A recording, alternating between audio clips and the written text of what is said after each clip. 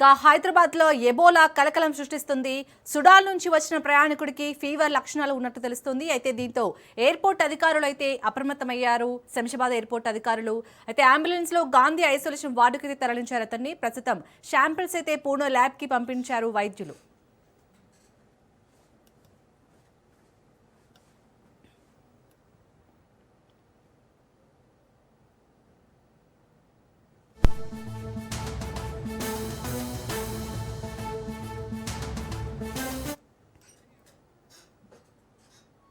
హైదరాబాద్ లో ఎబోలా కలకలం సృష్టిస్తుంది.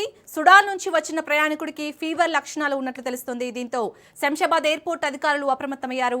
అంబులెన్స్ లో గాంధీ ఐసోలేషన్ వార్డుకు అతన్ని తరలించారు. ప్రస్తుతం అతని శాంపిల్స్ పూణే ల్యాబ్ కి పంపించారు వైద్యులు.